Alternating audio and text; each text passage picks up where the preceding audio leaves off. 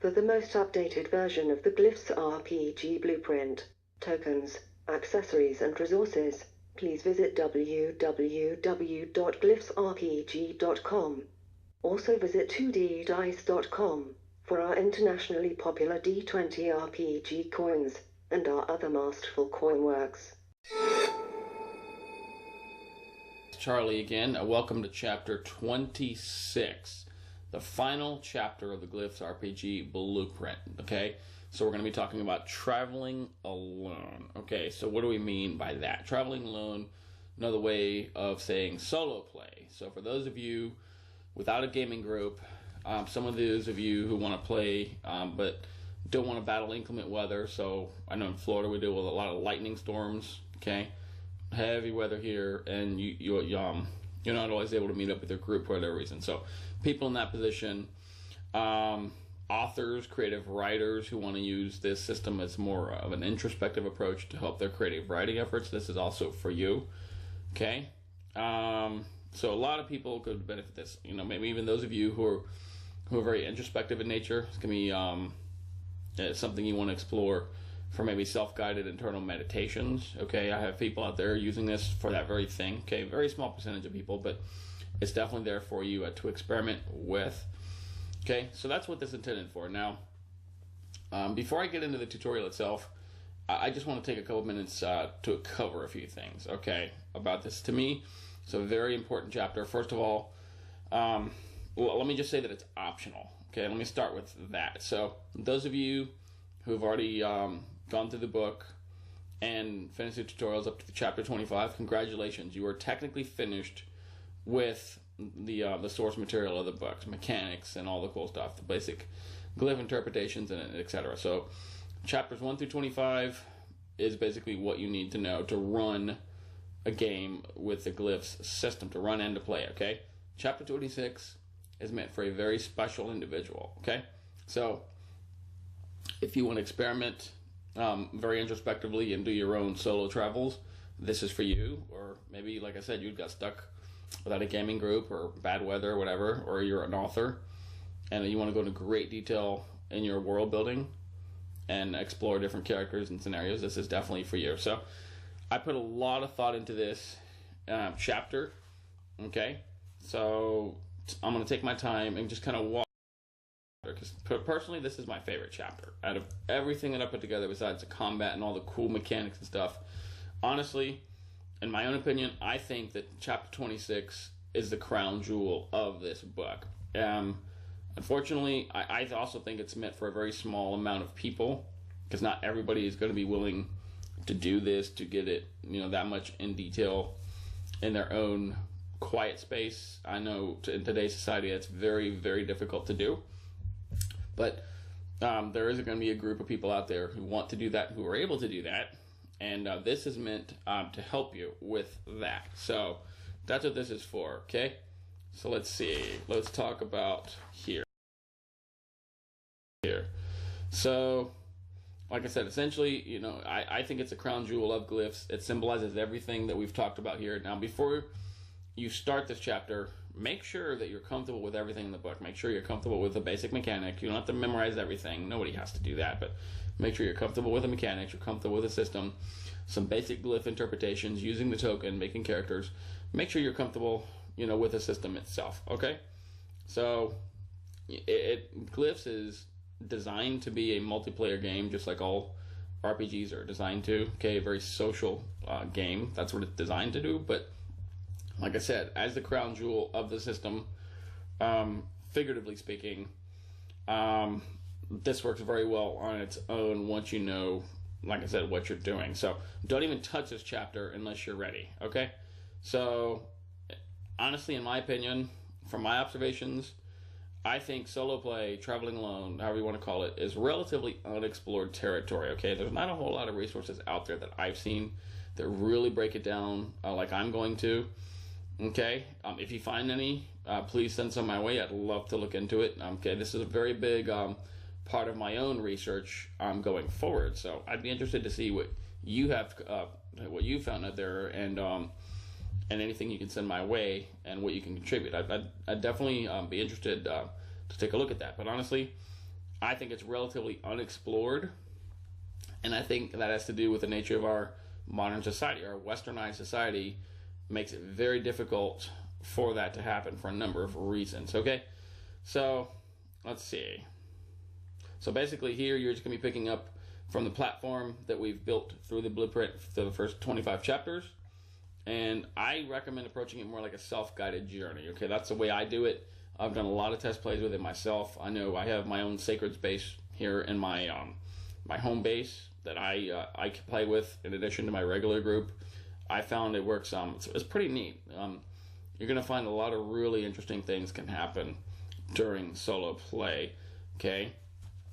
Honestly, if you ask me point blank, I would say out of the almost 6.5, roughly close to 7 years that I've spent single-handedly by myself designing this thing, I would say this is my life's work. Okay, I will be doing other projects. I got a lot of cool things in the works. A lot of it's still in my mind. A lot of sketches, a lot of outlines. I've already got a lot of things planned, but honestly, Glyphs is my life's work for a number of reasons. Not just to contribute more to role-playing mechanically, but also I think in some ways solo play is a big leap forward once we can figure out how to do it in a more systematic fashion. And I think this works pretty well. Take what you need from it, as I say all the time, from this book. So yeah, if you ask me right now what inspired me to do this, okay, a couple things. Number one, I've had some times where I got stuck without a gaming group. Okay, I've moved around a lot. I've traveled a whole lot. So I'm one of those unfortunate few. Okay, I've met some incredible people out there who want to get involved in role playing, who are also fairly introspective, and then they've asked me for a solution. Okay, so those people out there, you know who you are. You are the inspiration behind this chapter, and I hope I've done a good job to give you something that can help you grow and get into this incredible hobby. Okay, so, but honestly, besides that, something else that has inspired me to do this are maybe some of you are familiar with the Choose Your Own Adventure books. Okay, so when I was a little kid, traveling a lot throughout the world, I came across these awesome Choose Your Own Adventure books. Okay, where you read through the chapter and you reach a certain point, you have to turn to a certain page depending on your decision. I thought, to me, that was amazing, and I still think it is to this day. I don't know how popular they're anymore. Again, I really think that this kind of builds on that. At least that's my intent here. Okay, and actually, before I even got into role playing, Choose Your Own Adventure was sort of a predecessor to that, as far as I go. I got into role playing in the late 90s. In the early 90s, okay, 91, I think it was. Yeah, it was about 90, 91, something like that. But in the mid to late 80s, I discovered these Choose Your Own Adventure books. So that's my inspiration for that. And like I said, in my opinion, I think this chapter sort of builds on that, and something we're going to be looking at in the future, okay? So let's see. So also, for those of you casual quick players, let's say that you've just kind of uncovered the mechanics and just want to try things out and experiment little by little. By means, you can definitely use it for that as well. Okay? And also for you writers out there, somebody who's not necessarily a role player, who wants to use Glyphs to help them with writing, because I know a lot of you I've interacted with out there in the field, a lot of writers, a lot of creative people. I do a lot of creative work with people, right? And it always comes down to what's going on inside their mind, okay? So writing, I honestly think most of writing, at least for fiction writing, the actual writing is the easier part versus what's going on in your mind. How do you structure your setting, your characters, your plot? How do you work all these details out in your mind so that before we get to the actual physical writing part, what's going on in the mental plane, right? So your mind's eye, right? The mindscape that I've referred to, what's going on there? Okay, how do we make that work for us? And nearly any role-playing system, anything out there will definitely help exercise that. My system, I think, is very good for exercising the mind's eye, especially for writers. Okay, so those of you writers out there, horror writers, sci-fi writers, fantasy, whatever, whatever your flavor is, this is definitely for you. Okay. So real quick before I get into the details of the tutorial, I know a lot of people asking me, what are the things will I be working on? Okay, so I got my hands on a little bit of everything right now. As of this moment, very, very busy in my personal life. A whole lots of things going on that are keeping me very insanely busy. But I do the best I can to keep up and get things done. It takes me a while to get to it, but I do the very best I can. So, future projects. So besides Glyphs, okay, I have a couple other things in the works. So first of all, the rule book here is complete. I've made a few minor adjustments as I go along based on player feedback. Okay, I try to listen to people, but also these tutorials have taken me about a year to complete. That's how ridiculously distracted and busy I am, but nevertheless I'm doing it for you.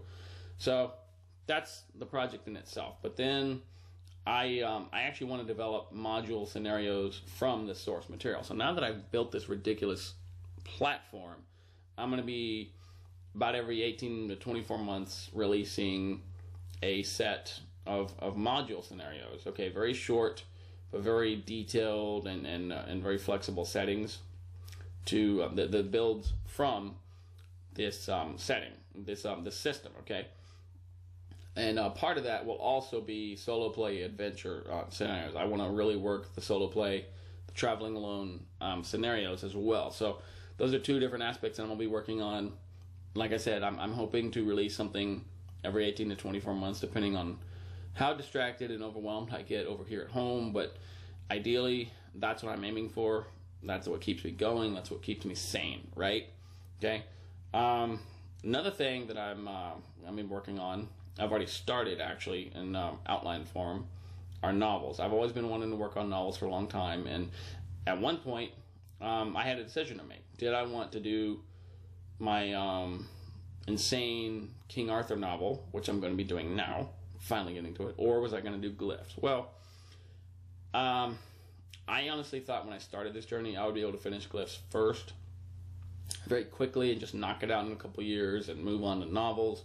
Boy, was I wrong. Okay, 6.5, almost 7 years later, here I am, still the manuscript's done, everything's online, people are playing and all that, but I'm still doing video tutorials to support this product. Okay, so I'm still basically working on this product until the videos are done, until everybody's satisfied, until everybody has what they need, right? But yes, I've also got my hands in that. So novels is something I'll be working on, and ultimately everything will tie in together with this system. At least that's what I'm hoping for. So last thing before I get into the actual tutorial itself, I know I'm rambling, but I think this is very important. Okay, so I have spent a very long time laying this all out. Okay, this whole wild, different approach to role-playing and to creating these worlds in our minds and interacting with them, right? Ultimately, I'm going to tell you right now, I'm not doing this again. It's way, way, way too much time and work that goes into this to do something like this from scratch when you're by yourself. I've had nobody help me. I've worked in the most distracting, stressful environment imaginable for damn near 7 years to do this. I get almost no credit for that. However, it's been well worth the journey this whole time, and I really think I've created something. Once people understand it and they're not intimidated by it, I think they're going to find it's incredibly flexible and fun, and they can create anything from scratch, at a whim, and have a lot of fun. And, no experience is the same, and that's ultimately what I'm going for here. This is just the platform. So ultimately, like I said, I want to move on to other things, scenarios that are going to build from this, and then novels and stuff, but ultimately I expect somebody else to pick up the torch where I've started. So I want one of you out there, one of my own associates as well, somebody out there brave enough and smart enough, maybe even smarter than me, to pick this up and expand. Okay, role-playing is nothing new. We all know that. It's been around for a long time, but this approach is very new.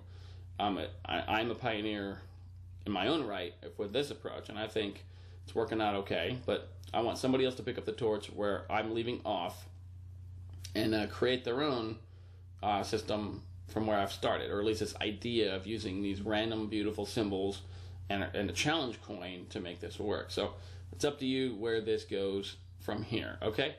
So that pretty much covers my rambling. Now, let me move into the actual tutorial itself. Let's go ahead and get into the actual tutorial portion of chapter 26. Okay, so we're on page 444. Now, for this tutorial, I'm just going to go down and pretty much read everything with you to kind of walk you through it, and I'll add my own commentary through it, because really this is more of an introspective chapter, but not very mechanical in nature at all, so I think it's okay for me to do that. Okay, now of course, as you probably expect, I'm not gonna let you off the hook that easy. I will be throwing one more tiny random gen piece at the very end, and I think you're gonna find it's worth your while.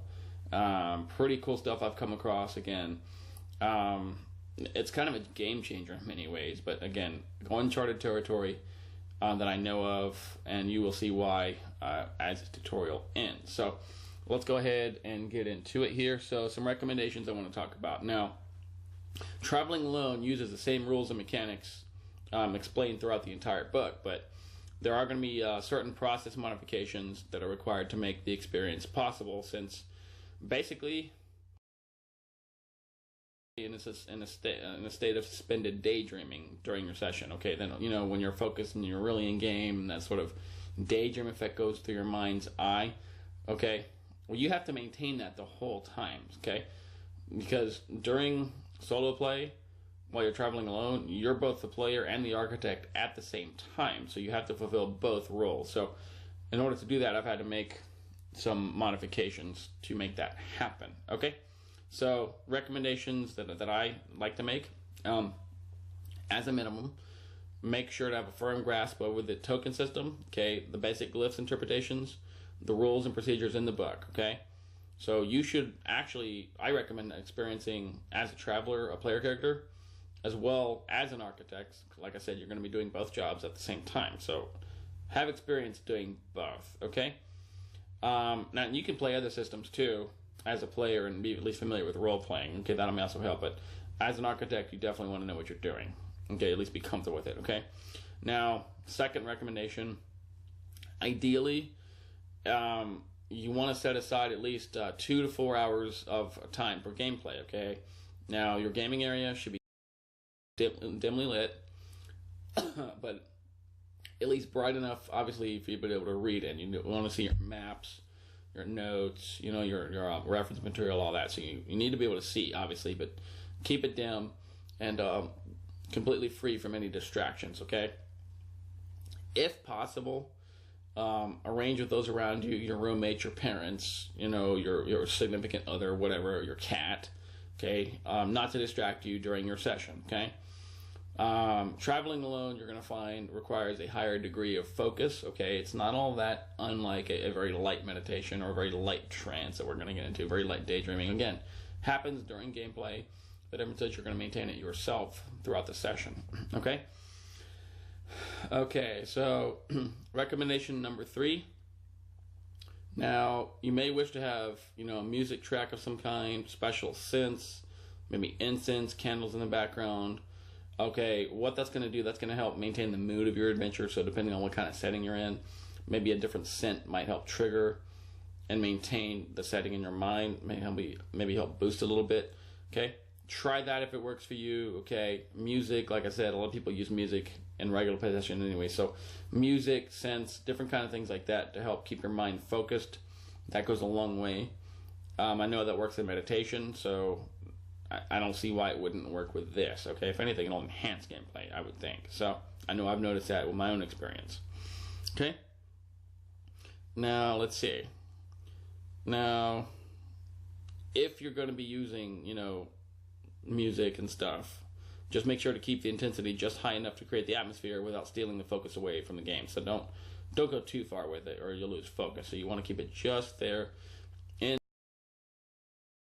Okay, so one more recommendation that I'm going to make to you. Now, in addition to the essential items needed to adventure within any Glyphs RPG, okay, it's recommended to have a small stack of sketch paper readily available. Okay, now why is that? Okay,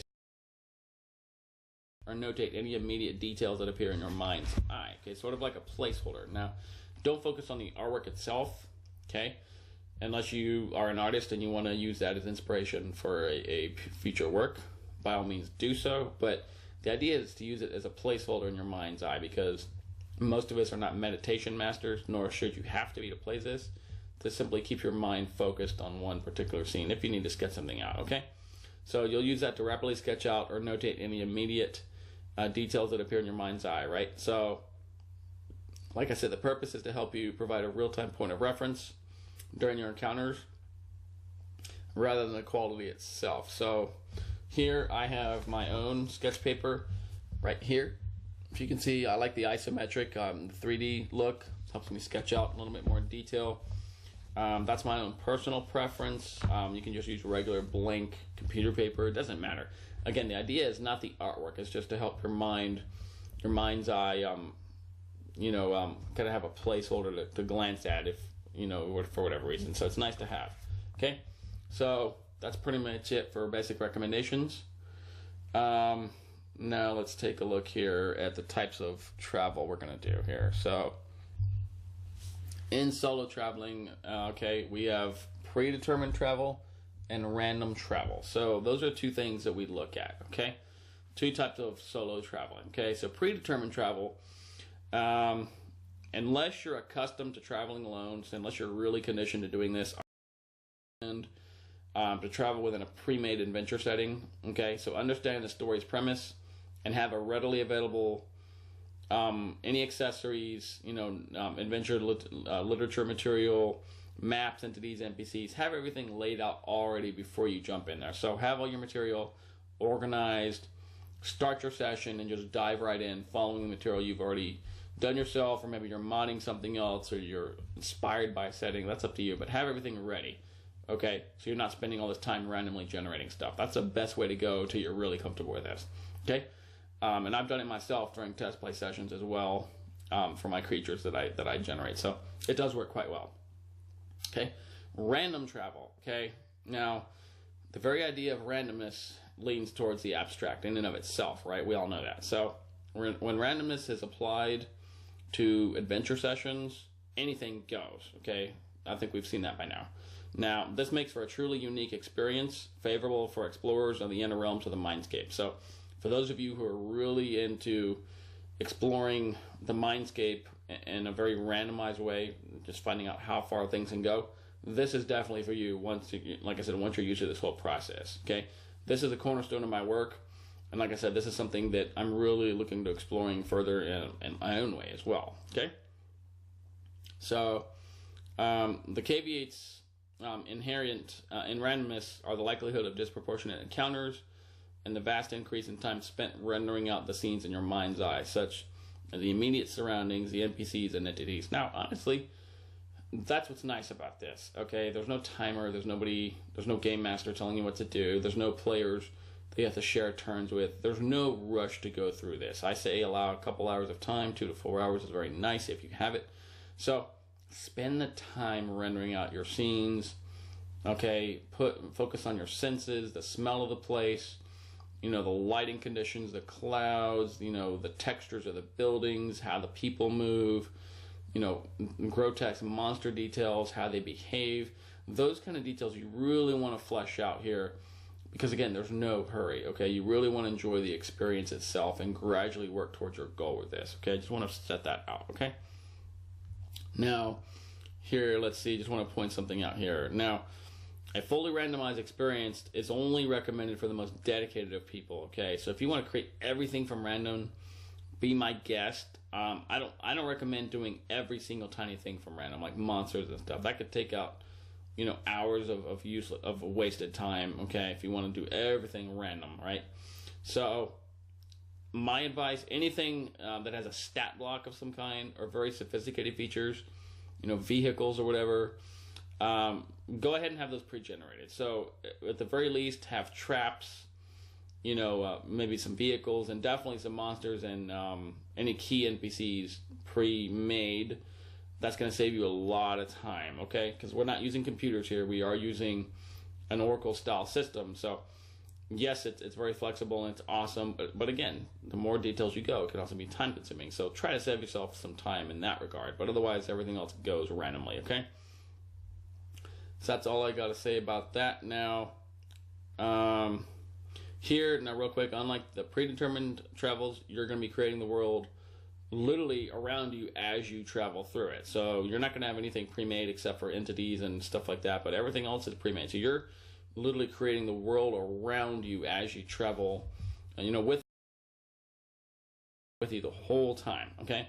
Now, for random traveling, it's a great idea to have a lot of extra grid paper and sketch paper on hand for you to map out your character's surroundings as a point of reference, okay? Or as a means to create predetermined travels to be used by others in the future. So you're in this scenario here, is in predetermined, you're more of an adventurer. In random travel, think of yourself more as an explorer, okay? That's the best way I can put it, okay? So that's that. Now let's move on to the actual protocols for traveling alone. Protocols for traveling alone. Let's talk about that. So here, page 446, we're just going to go over some general protocols overall, and then we're going to get into more detail regarding the different types of solo travel, okay? Solo playing, right? So general protocols for traveling alone, okay? First, make yourself comfortable in your gaming sanctuary, like we've talked about, okay? Make sure that you have all your necessary materials, drinks, snacks available, okay? Short breaks are definitely recommended every hour or two, okay? But you want to minimize any time away from your session. So keep a balance. You do what's best for you. Take your breaks as you need them, but don't be gone too long, okay? Because you're not going to have the luxury of a third-party architect to get you back in your zone, right? You're not going to get back into the game right away unless you maintain that the whole time. So do what's best for you, okay? Second, your gaming materials should be organized in a way that's comfortable to you, okay? But most importantly, give you quick access to essential data and record-keeping items. Ideally, your character booklet should be directly in front of you and closest to you, with the action grid visible at all times, okay? Placed just ahead of your character booklet should be the Omni grid, okay, or your board, okay? And the token should rest on any of the grids, okay? To one side of the Omni grid should be the Glyphs RPG blueprint, okay, physical or a digital copy, so your cell phone, your laptop, or whatever. I use my laptop or phone. It works just fine to me, okay? Now, to the other side of the Omni grid will be any reference material specific to the adventure that you've put together, okay, if there is any, okay? Then on one side of your character booklet should lie a stack of blank grid paper, okay? And on the adjacent side will be your scratch paper, okay? So again, nice thing to have. I don't underestimate it. I definitely recommend scratch paper to have, okay? Now, obviously, don't forget to include your calculator, timing device, props, any writing or measuring instruments, okay? So, nice to have a smartphone, right? Covers most of those. So, when traveling alone, it's very highly advised to have a counter available. So preferably something with some vision cones on it. Now, we've seen those in the combat tutorials. That's what I'm referring to. So make your own, buy your own, it's up to you. But I recommend something with vision cones. Okay, very important, especially you're going to find out here, because as you're moving through your map, you want your mind's eye to focus on a very specific area. And the vision cones, when they're pointed in a certain direction on the hex or map space, will help you do that. It's amazing how easy it is, but people don't pay attention to that, but it's awesome. So definitely recommend vision cones. I can't say it enough. Okay? Let's see. What's next? Okay, now here on the next one, here we're right here. So spend about a minute or so clearing your surface mind from any lingering thoughts, okay? So, and again, this is very basic meditation, but I'm not going to get into all the meditation, but we do want to spend some time clearing our mind a little bit, because this is all in our mind's eye, right? The mindscape. So spend about a minute or so clearing your surface mind from any lingering thoughts. Slowly breathe in through your nose and out of your mouth. Okay, very nice and easily, okay? So focus only on the sound of your breath and the expansion and contraction of your chest and stomach area. So get a nice deep breath in through your nose and easily out your mouth, right? That's what you want to do. Now, once you've done that a few times, concentrate on the idea of nothingness okay, and attempt to maintain the still blackness in your mind's eye. So keep your mind as black and still as possible. Any chatter that's lingering on in your mind, the songs playing over in your head, people bothering you from the day, stuff like that that's in your mind, just gradually let it seep out. Just spend like a minute or so doing that. It doesn't have to be, like I said, very in depth. The idea is basically to ground yourself into the gaming session and clear any chatter in your mind so you can focus on playing. That's the whole purpose of that. So don't overthink that step, okay? Don't think you need to be a meditation master, because you definitely do not for this, okay? This is a game. I'm not getting too detailed into that for our players, but clear your mind, get into game is what we're talking about, okay? Let me just clarify that. Now, once you've settled your mind, losing my voice here today, just got over being sick. Once you've settled your mind for just a brief moment now, you want to focus your awareness on the adventure session itself. So, what are the state and physical features of the world that you're about to enter? Think of those things, okay? Does your character have a specific purpose, or is it meant to just wander aimlessly? Are you just traveling, aimlessly, right? Think of those things, okay? Do you have something to finish from a previous adventure? Okay, gradually allow more and more details to come into your awareness, okay, as you gradually phase into your adventure, okay? As an alternate approach to phasing into your adventure, I like to focus on the nearest closed door in your gaming sanctuary, so your office, your room, wherever that may be, right? Okay, so focus on that closed door, okay? Now, on the other side of the door lies the campaign. A different world awaits on the other side of that door. That's what you should focus on. So imagine the ambient sounds and possibly sense of another reality squeezing through past the door just loud enough for you to notice them, okay? Definitely aware that something's on the other side of that door, okay? Through your character's awareness and point of view, approach the door and open it.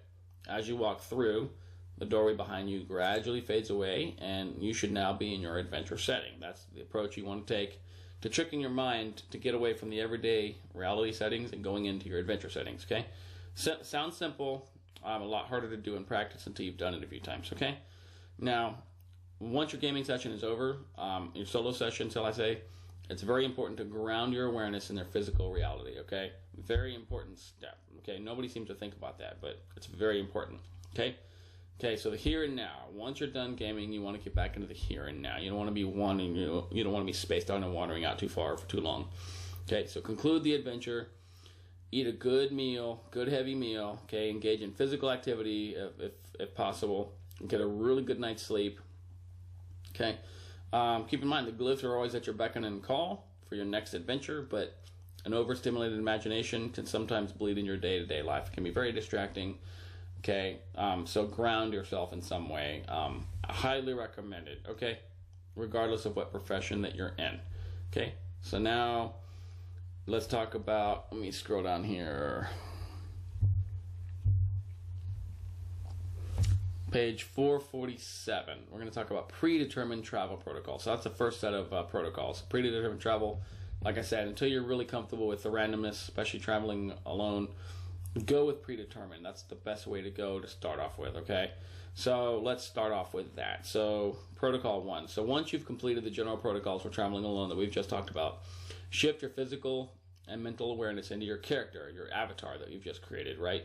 So become aware of your character's body structure, fitness level, superficial looks, any race type specific aspects that you need to know about. Okay, so your consciousness is wearing the character's body, kind of like a spacesuit. That's how I like to think about it. Okay, but your mind is a duality of your own and your character's consciousness. Okay, including its memories and driving purpose. So everybody knows that when they role play, they don't actually take time to think about that, but that's what's happening. Okay, you have your own consciousness and your character's consciousness, so you've got sort of a duality going on here. So just be aware of that. Okay, so use the character's attribute rank numbers to help you synchronize your character's awareness. So use the numbers to help flesh things out. Okay, the numbers work very well. So afterwards, shift your awareness into the character's apparel, armor, weapons, special equipment, and abilities it may possess. So that alone is going to help really get you into character and into the adventure, right? Because your awareness is shifting into a different setting and a different existence, literally. Okay, that's how you should approach this. Now, Let's see. So during this moment, for all intents and purposes, you basically are that player character. Okay, that's how you should approach this. Now, while traveling alone, or playing, conventionally, socially for that matter, okay, that's the level of awareness that you want to try and maintain when your character's in action. So that's really good role playing. Your awareness should be in that character the whole time. Minimizes metagaming and things like that. It's good. It's a good practice to do, anyways, right? Now, second protocol, okay, for predetermined travel. So generate your character's immediate surroundings. So where is your character at? What does his immediate surroundings look like? So, as with conventional gameplay, you will likely spawn in a civilized location. Okay, so like a bar, a mall, a courtyard, a palace, a ship, a town square. I mean, it's up to you, but generally it'll be something like that, right? While referencing your map, simply glance at the section of where your character is located and render it in full detail in your mind's eye, okay? So, essentially, you're basically creating an immersive 3D reality while glancing at a 2D surface or reference, okay? So, again, that's why it's recommended that your maps contain enough detail notes to relevant to the setting. So when you have maps for when you're traveling alone, have as much reference available as possible at your fingertips, because you don't want to break the mind's eye experience. You want to keep it going as much as possible. It keeps you more immersed in your solo travel session, okay? So here, now that we've done that, let's talk about what we do next, okay? So here, we're right here. Let's talk about these bullet points to consider real quick. So when we're talking about settings, so first, render the visual details in first person, okay? So from a first person point of view is what you want, okay? So any details like lingering sounds, smells, the feeling of the location itself, so the flooring, the walls, the overall mood, the lighting condition, textures, anything like that you want to render out first, okay? Next, any sensory details. So lingering sounds, I'm getting ahead of myself. So, yeah, I'm getting ahead of myself here. I'm sorry, I'm going too fast. So first, render out the visual details. So the environment itself, terrain features, clouds, sky, material textures, lighting conditions, the temperature. So the immediate sensory effects is what you want to go for first, right? Then you want to flesh out the sensory details like sounds, smells, the overall feeling of the location, the flooring. Details, okay, first person, the immediate terrain, and so forth. So, right, got that clarified here. Now, step 3, we're going to render out any final real-time details. So, any local activity from NPCs or entities, any effects left from their presence. Okay, so what's the nature of the scene unfolding? What condition is the room in? Okay, render in details, any NPCs and entities, including appearances and mannerisms. So we've got the setting clarified, we got setting details clarified, and then finally we're going to brush it up, with more supplemental stuff, right? The NPCs, entities, effects of being there, any histories, anything like that, mannerisms, things like that. So that third step there is more for more immersion and more realism, okay? So now I want to point out that I strongly advise you to employ a counter to mark the spot on your map when you're navigating, okay? So, again, I've already said it before, use something with vision cones if you can, okay? Now, again, use something that's got the geometry to let your, stimulate your character's field of vision, okay?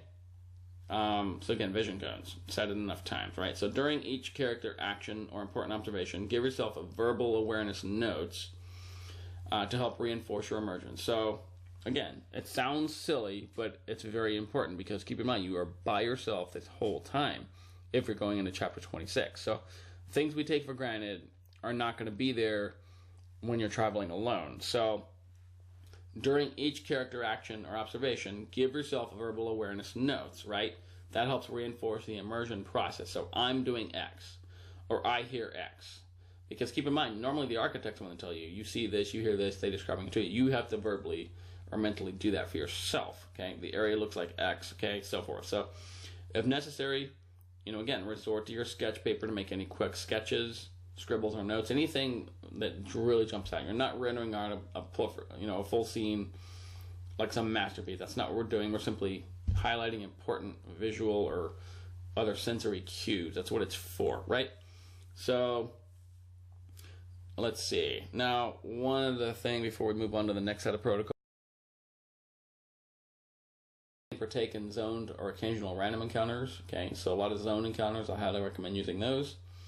Okay, and we're going to be discussing that a little more in detail here shortly in the next section. So slide your counter on your 2D map as your character moves, if possible. Try to render the world in real time to mirror the character's movements as much as every little step. Okay, that's not practical, but you want to get a nice pace for your rendering as your character moves. Okay, so get comfortable with it, and you'll see what I mean about that. So get comfortable, render as your character moves and travels, and that's amazing what you can do with this process. Okay, so now let's shift down to page 448, and let's talk about random travel protocols. Okay, so random travel protocols. So here, let's start here. So the protocols for traveling alone in a randomly generated world are similar to the ones that we've just talked about in a predetermined setting. Very similar, right? Okay. Two notable exceptions, though. Okay. Number one, you're going to be heavily relying on the token to generate your map. Okay, whose clues will then be translated into an explorable world. So your path glyphs are going to come in handy. We've already talked about that here. So remember your path glyphs, they're right here. I don't know if you can see very good, so you're going to be using those a lot. So here, fork on the right, and so forth. That's what that does. So if you're going completely random, again, you're going to have to use the token quite a bit, okay? Number two, keep in mind, the counters will also be random, okay? The more random, the more weird and possibly dangerous things can be, right? So for the next step in the protocols for random travel, be certain to reference, or at least have memorized, a lot of the glyph interpretations encompassing the environment and civilization chapters, okay? It's very important to do. So be able to come up with your own on the fly and using a minimal reference if possible, okay? Again, there's no rush, there's no race or anything. This is your own personal journey, right? So to randomly generate your surroundings, okay, your immediate surroundings, not the whole map, but your immediate surroundings, right? So always begin using the path glyphs or the states glyphs to determine the location's geometry, arrangement, or condition. Okay. Afterwards, use the permutation glyphs should the token land on the positive face to modify any design features. So again, I added that in there as a possibility. So if it's spinning or flipping and it lands on the positive face, okay. So here, then you have the option to use the permutation glyphs to further modify the geometry if necessary. Again, I don't use these too often, but it is there for you. So like there, that's a permutation glyph, it's skewed and so forth, right? We've already seen these. So let's see. Okay, so we've talked about that. So now, during that step, I want to point out the focus is on the data clues portrayed by the token in the OmniGrid. So when you're doing all this random, it's important to notate all the clues that you receive from the token in a logical sequence that you can quickly reference and decipher. So in predetermined travel, we're rendering everything in real time as we go, right? Because it's already done for you. All the codes are done for you in advance. Here, you're generating them on the fly. You want to write them down separately, and you want to decode something in your mind's eye that makes sense. So that's why it takes longer. A lot more interesting, but it takes longer for that very reason, okay? It makes perfect sense to me, okay? So, okay, another thing here, or right there. Now, once your surroundings are rendered based on any clues that you interpret, like we've talked about, okay, everything now essentially becomes a series of random encounters, which will then be classified as either active or reactive, okay? Now, the process is repeated for each immediate location your character's in. So that's up to you how you want to do it, right? So active or reactive. What do I mean by that? So that's what we're going to talk about here. So two different types of random encounters, at least for solo travel. So your character is going to be traveling in a mindscape that's both active and reactive in nature, right? That's what we mean by that. So NPCs and entities have the free will to act as they please in accordance to their behavior profile, right? We all know that, okay? And so does your character, right? Free will, okay? So the location itself might be riddled with challenges only possible to complete with the right skills or attribute ranks, okay? Maybe something important is happening in the background, okay, waiting for you to participate, right? Each possibility triggers a social encounter. So social event or situational, right? Interchangeable type of encounter, right? Now, let's talk about the two types here. So active encounter. So active encounters. The encounter is initiated by an NPC or an entity, okay? Or a situation that suddenly challenges your character, okay? So active encounters may either be random or zoned. That's up to you, how you want to approach it, okay? Depending on how your map is. Now, the ideal frequency that an active encounter occurs should be no more than once per immediate location, okay? Otherwise, you're going to get bogged down with random encounters the whole time, right? That's my recommendation, how you pace it out, okay? To determine if an active encounter actually occurs at all, okay, my advice, okay, the way I have it in the book, spend the token, and the clock function glyph is going to tell you whether or not something actually does or doesn't happen, okay? Now, I could say flip it yes or no. That's 1 out of 2. That's 50%. Here you have a 1 in 4 chance of something happening. That's why I did that. So the clock function glyph signifies that an active encounter has occurred, okay? If so, then respend the token and interpret the function glyphs to determine the nature of the encounter, okay? As we've done in random encounters, right? Now, so that's active. Now, let's talk about reactive random encounters, okay? So, the encounter occurs as a direct response to your character's actions, which are triggered as a percentile based on your assessed likelihoods of it or entity NPC behavior profiles, okay? So, each time your character executes a meaningful action, okay, that is subjective, I know, but you'll know when you're in game what works, right? You should instantly pre-assign and then spend a respective percentile. So that's reactive, okay? So how are they going to react? What's the likelihood of them reacting a certain way based on your character's actions? But most random encounters in traveling here is going to be active. At least that's what I've seen, okay? So let me scroll down here. Now, let's talk about another section. We're going to talk about solo combat encounters. That's a little lengthy. Let me talk about that here. Okay, so solo combat encounters. Okay, random or otherwise, right? So we're talking solo traveling here. So during solo play, combat unfolds in the same exact manner as it would in a conventional session, okay? With a few minor modifications to help eliminate any bias that you may have, right? Because Glyphs is generally a skill-based game, right, with token slides and all that, because you're playing the Architect and Traveler at the same time, you have to eliminate bias, right? So that's why that is there, okay? So we're going to make a few exceptions to that. So let's see. So make sure to refer to the Combat Encounters section in the Encounters chapter for specific steps on generating the actual random combat encounter. Okay, obviously you got to do that first, right? So employ the default ones mapped to the digits 0 through 9, or create your own from letter clues, or pre-made enumerated list. That's up to you how you do it, but solo combat encounter. So that's what we're talking about there. So first, make sure you do the encounter, right?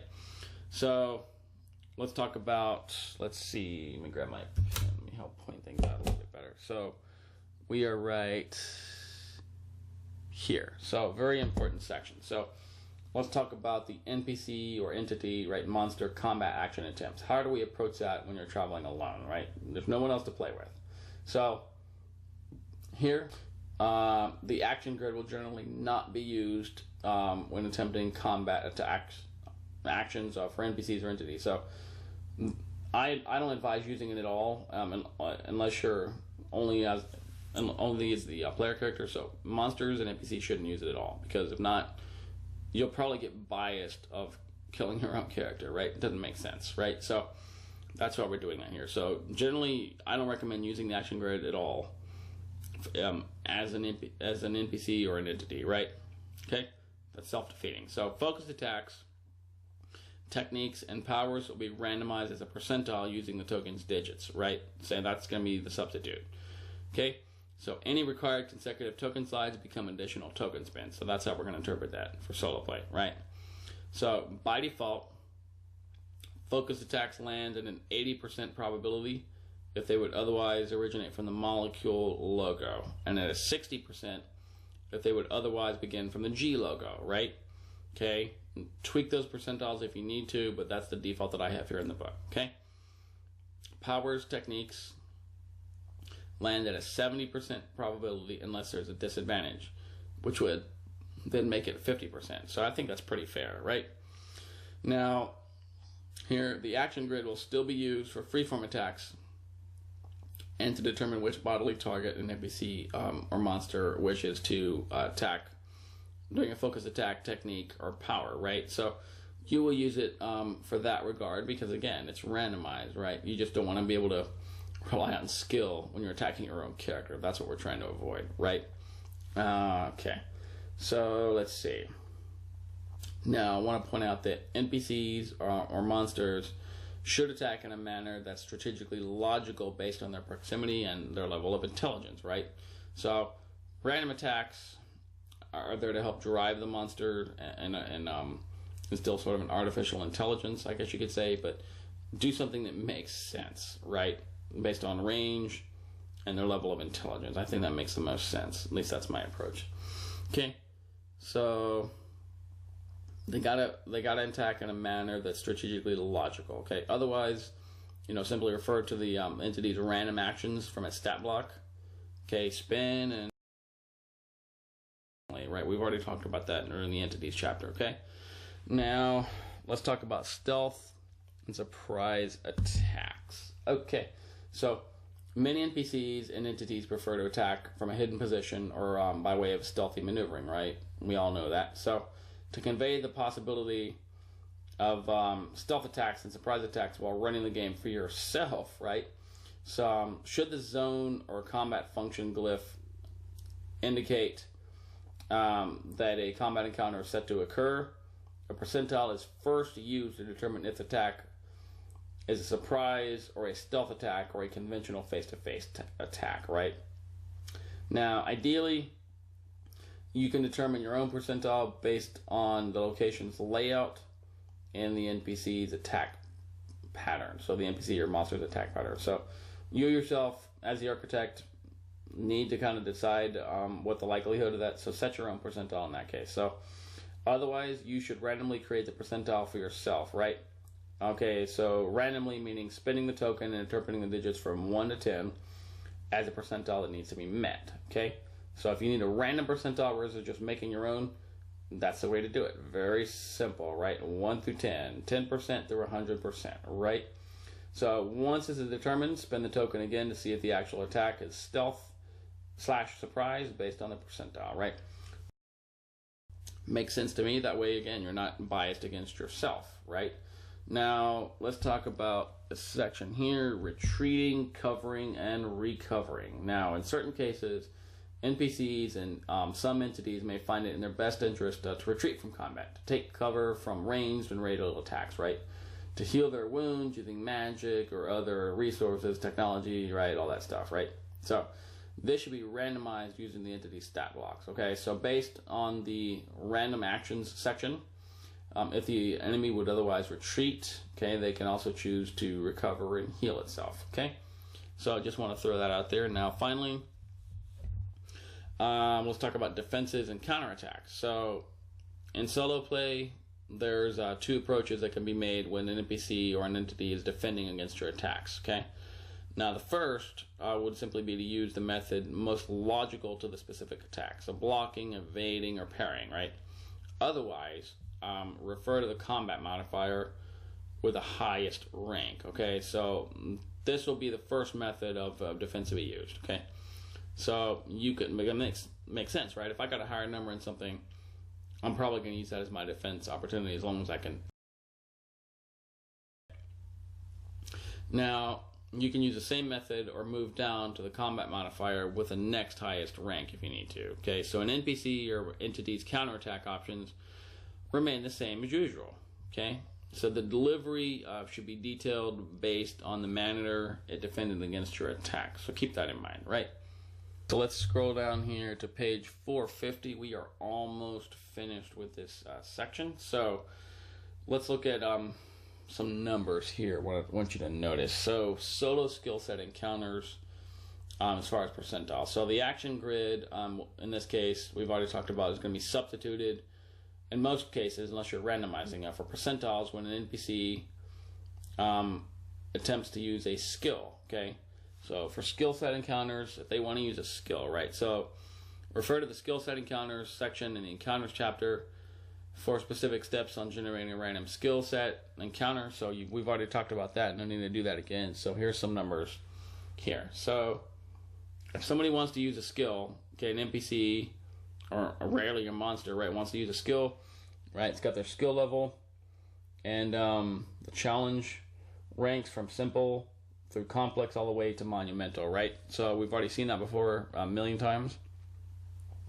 And here, these are just the percentiles that they need to do to meet that target, okay? So, for example, let's say I've got a level 2, an NPC in a level 2 in lockpicking, right? And the lock has a difficulty of worthy, okay? He has a 25% chance of picking that lock. That's what that tells me right off the bat. And again, normally skills we use token slides, but again, we don't want you to be biased, right? So we want to randomize it. That's the reason why we're using these, okay? So solo situational encounters. So situational or event encounters. That's another way to put it. So if you want to randomize that, so refer to the situational encounters section in the encounters,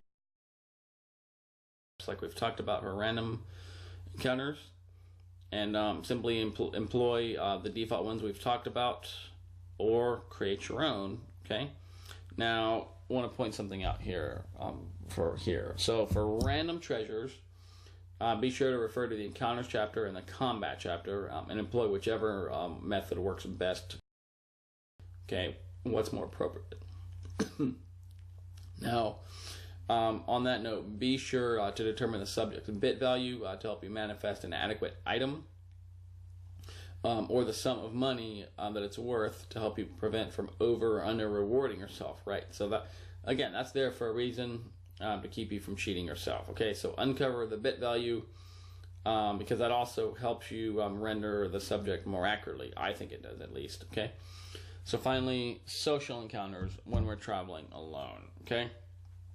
So let's talk about that. So social encounters can be highly volatile, as they're very reactive in nature, okay? So they have the potential of becoming another encounter entirely, as we all know, right? So for all intents and purposes, we're going to focus on the spectrum of social encounters and how your character will interact with NPCs without the need of having a conventional architect present, okay? So you probably guessed it, refer to the social encounters section in the encounters chapter for specific steps on generating a random social encounter, right? We've already talked about that in the last chapter. So use the one that works best for you, okay? So here, let's talk about these 2 points. Very important. And we are almost done with the chapter. We're going to do some random stuff here in a minute, okay? So for solo social encounters, so the direction social encounters can take are largely influenced by your character's actions, okay? Makes sense, right? How you treat people. Okay, and the NPC's behavior profile, okay? So your character should be acting, at least according to its behavior profile, and NPCs act on their own, right? We've already learned that in the polarities chapter for personalities and profile behavior, right? So we've already talked about that. So what I'm trying to say and get at for this purpose is polarities establish a level of potential, very important, okay? That's why it's there. So finally, for solo social encounters, you will be employing the token and OmniGrid extensively to communicate with NPCs by establishing letter and glyphs clues. Now, on the next page, we're going to be going over that process. I think it's pretty exciting, pretty unique. Hasn't been done before that I know of, at least not in role playing. So now we're going to randomizing the real-time communication with NPCs. Now let's shift our attention to the OmniGrid here that I have in place for this final segment of the traveling alone tutorial. Okay, this part we're going to randomize. I told you we were going to be doing that. Now, honestly, I think this is some really wild stuff we're going to go into, very uncharted territory as far as I'm concerned. So a lot of weird things can happen, but we're going to be dealing with real-time communication with NPCs. So how do we communicate with an NPC or entity randomly? How do we actually establish communication with that NPC as a player character, rather than just making it up in my head randomly, you know, from my thoughts? I want to use the token and the OmniGrid to help give me clues, to give me something a little bit more concise. So that's what we're doing here.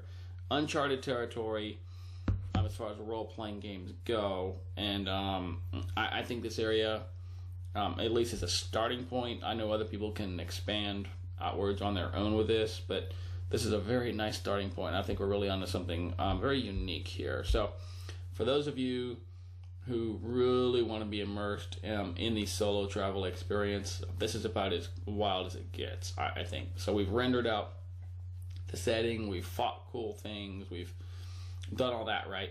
Well, I want to actually communicate with an NPC randomly. How do I do that? What is this guy actually telling me, right, randomly, instead of me just thinking of something that's convenient for me, right? How do I trick my mind using clues to do that successfully? So this is the best way I came up with to do that. So a little background story behind that. So let's go here. Once again, I have my clipboard and some notes with some stuff that we're going to be considering, and then we're going to break it down together just like we normally do into a very concise fragment. Okay, so first we need to know who's speaking. Okay, how do we know who's speaking? So very simple.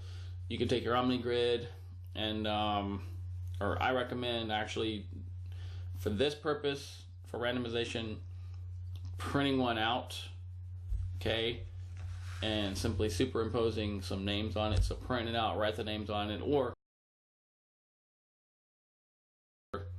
and write the names down, and then we're going to spin our token, and whatever name it lands closest to is going to be the one who's speaking. Okay.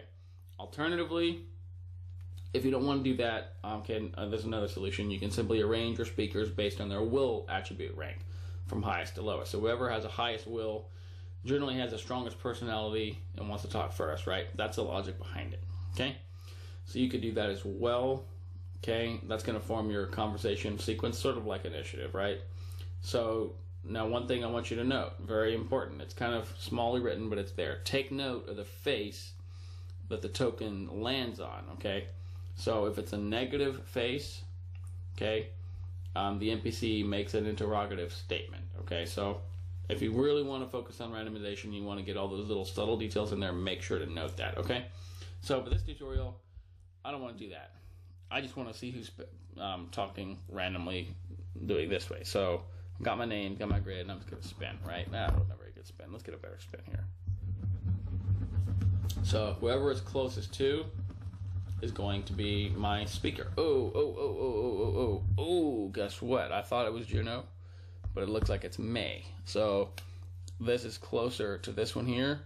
So I'm going to go with May. So that is my speaker for this thing, okay? So May, and again, I'm just adding some stuff in there that's not in the book, sounds like a female name. It is a female, so it's a woman. Let's just say May.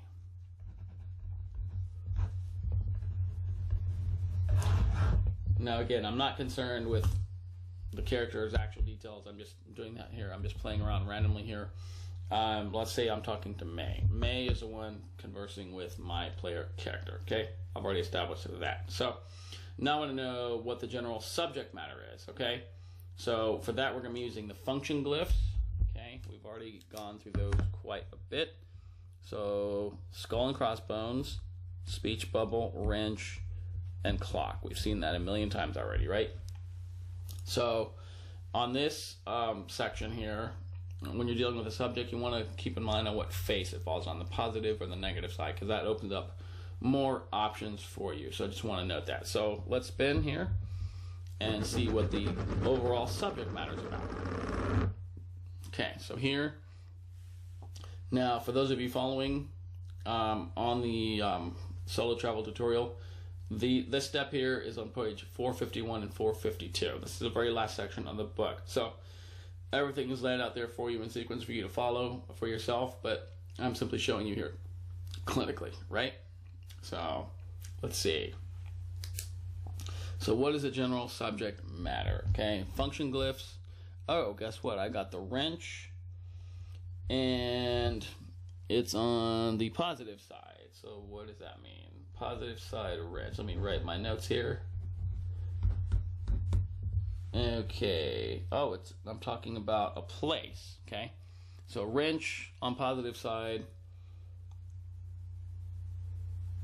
In this context is place. So May is telling me about a place, right? So far we're starting to get a picture here as we've done before, right? Okay, so now you want to narrow the subject down a little bit more using letter clues. So we're talking about a place. So in my mind, that tells me the name of a place, right? Or maybe a building or a continent. I don't know exactly, but the name of a place. Let's see that. Let's see what comes to mind, a name or something specific, right? Again, using my mind's eye, we're going to generate some letter clues. So 1 to 5 times, as many as it takes, obviously. Sometimes it takes longer, but it's rare. So let's get some letter clues, as we've all seen. And we're going to try to narrow down the place a little bit more. So what does this tell me? So that landed here. E. Okay. Let me just spin that there.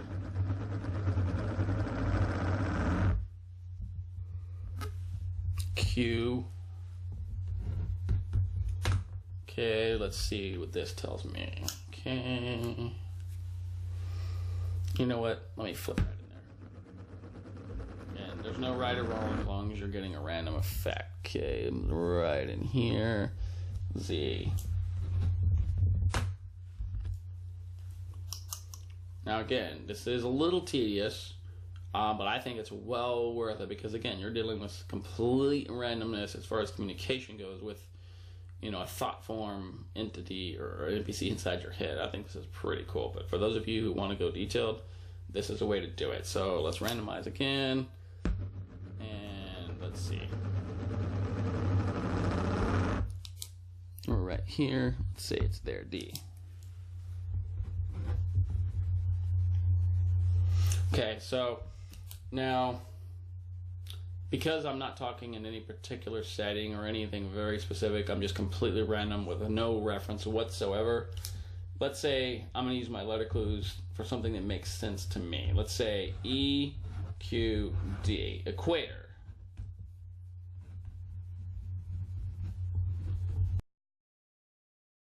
So I could be talking about the country of Ecuador, or maybe, depending on the context, just simply means the equator, right? So that's what these letter clues tell me. So I'm talking about a place, right? So May is telling me about a place.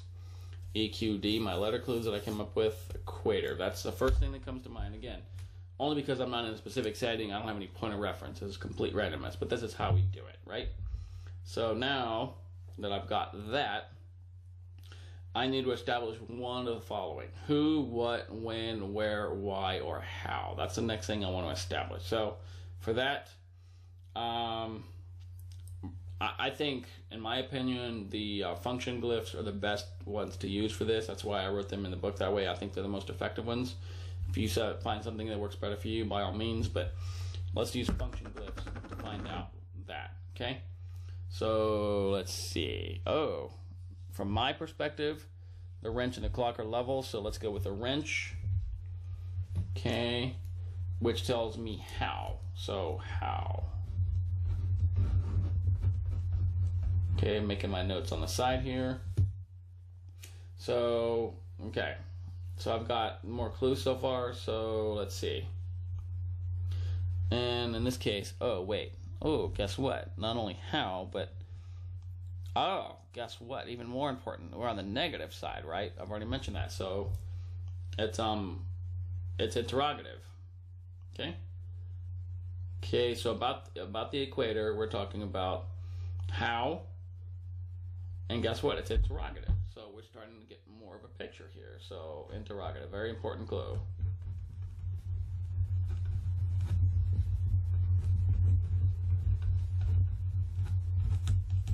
So I'm going to make a note of that. Okay, NPC tone and gesture. So when May is speaking to my character, what's her demeanor, right? What are her gestures, her body language, her tone, right? Those things I want to consider too. So obviously you probably guessed it, we're going to be looking at the states glyphs, right? Those are the best ones to use for that. So dotted circle from my perspective is the one I'm going to be using. So sporadic, straightforward, or discombobulated, scatterbrain, maybe a little bit nervous. So this character is, let's say, so nervous.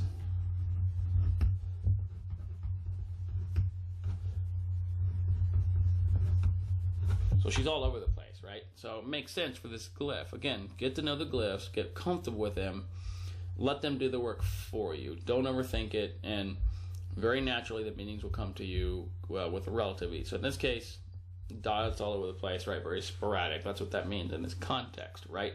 So that's her tone, gestures, and demeanor, okay? So that gives me more clues about the situation. Now let's talk about the predicate. For the predicate, we're going to be using letter clues, okay? So for that, okay, on page 452, it's there for you to see also. So spin or toss the token in the OmniGrid 1 to 5 times, or as many as it takes to get your letter clues, right? Interpret the letter clues as a predicate. So you may have to repeat this step to get a more concise sentence or establish who, what, when, where, why, or how. You can use any appropriate glyph to generate your answer if it makes sense to do so. So if you just need an answer with a glyph, with a clue, that makes sense to do too. I personally prefer that, but if you want to get really laser focused, then that's what the letter clues are for. Okay, so letter clues give you the most laser focus that we can do from randomness. That's why clinically in the book I'm going to have to show you that way so you get an idea. So predicate. So what are we talking about? So we want to say something about this location. We're asking something about this location. That's the clue. So what are we going to do here? Okay, just no right or wrong. I'm just tossing and spinning, right, aimlessly to get randomness. Here, C. Okay, something already came to mind, but I'm going to throw a couple more just in case. Okay. Oh, that was not good. That didn't do anything for me. Number. Actually, you know what? It did. Number. Okay, and I'm getting somewhere with that. You'll see why. Okay, so that's a number sign. It did make sense in this context, what I'm going with in my head. And let's do a couple more. No, that wasn't very good. Let me just flip that. Yeah, nope. Man, what's wrong with me today? Okay, I already got something. I'm just showing you here just for clinical purposes. Let's have fun. So right there, P.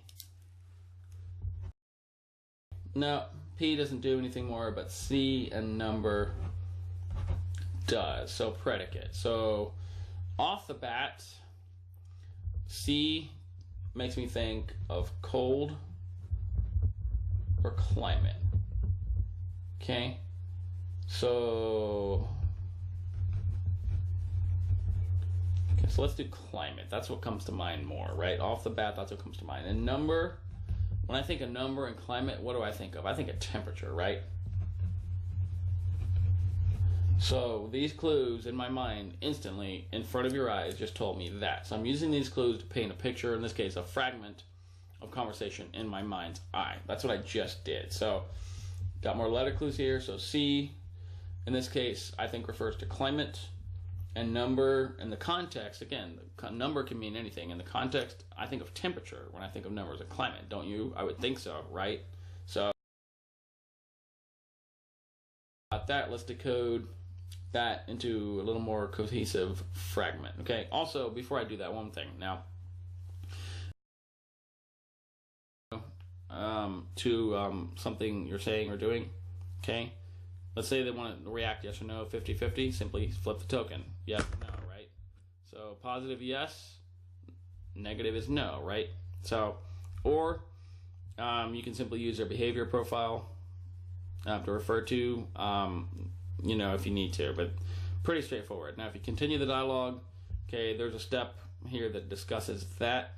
Okay, once a tangible phrase is constructed, your character speaks with the NPC as if the architect were controlling the NPC. Because remember, there's no architect here, you have to do both. That's why we're using this method. It looks complex, but it's there for you. You want to recreate the experience without somebody being there, right? Everybody's replaceable, okay? Don't let everybody tell you otherwise. In any company, in any organization, everywhere, everybody is replaceable, okay? Including the architect, apparently, as we're doing with this. Anyways, that pretty much covers that. So now, again, that's there for you to read on page 452. Let's talk about putting it into a fragment. So all these clues here, let's make it more cohesive. Let me put my notes here together. Let me just get up here. The 24-pound cat wants a piece of the action here, but I am busy, so I can't entertain him. So let's see. So here are my clues that I came up with using the token. Okay, they're all there in my awesome handwriting. So May is telling me, or is asking me about a place, right? To the equator. It's in an interrogative form, so she's asking me a question about the equator. We've kind of come to that conclusion, right? She's very nervous, very sporadic, so that tells me something about how the NPC is talking, right? She's nervous about something, or scatterbrain, not paying attention. She's very nervous. I'm going to go with nervous. She's nervous about something in the equator, right? Now, specifically, in this case, I'm going to go with climate and temperature. So, guess what? Let me write down my fragment here. These clues give you a really good, concise fragment that the character is communicating to my character, right? That's what we're doing here. All this work is to give me something random from that character as if I was actually speaking to him, because there is no architect. So, decode the clues into a fragment. So, let me write something down here. So, it's interrogative. I'm asking what? And where, right? Let's see. How. Okay, so how is very important. How. So, I mean, right off the bat, very simply here, very clinically, how hot is it in the equator? Or in Ecuador, depending on your interpretation. Again, purely random. I have no context here. And keep in mind, she's very nervous, so maybe she doesn't like the heat. Maybe, I mean, I don't know. Maybe it's just not for her. Maybe she's from a very cold place, right? So this fragment here, just by using these awesomely powerful clues, the OmniGrid and the token gives me something very real from this NPC as if she was speaking to me. So May is asking me a little nervously for whatever reason. Again, I have no context, but how hot is it in the equator, right? So that's all there is to it. How hot is it, meaning temperature. So what's the temperature in the equator, right? How hot is it, right? What's the temperature, right? Again, the specific fragment is based on what you see in your own mind's eye, but to me, this is the most logical sense. So these clues here that I just came up with here for you to see. Let me just show you one more time before we conclude it. So May, I want you to see this for yourself. Okay, that's who we spun for. General subject matter is a place. Okay, EQZ didn't do anything for me, but D did. EQD, equator. So Ecuador, the country, or the equator, depending on what point of reference, it doesn't matter. But it's equator, right? Ecuador. Okay, I know it's a country, but I know it's there. So either one, randomly, there's no context, right? So temperature, how? Okay, that's what I'm establishing here. The wrench told me how, and it's interrogative because it's negative. So how, right? NPC tone and gestures, nervous. Okay, or very sporadic. Maybe you could also say she's very excited, right? In this case, I saw nervous in my mind's eye, so I'm going to go with that. So this person's probably from a cold climate, right? Oh my God, it's so freaking hot there, right? That's probably what she's thinking. Predicate.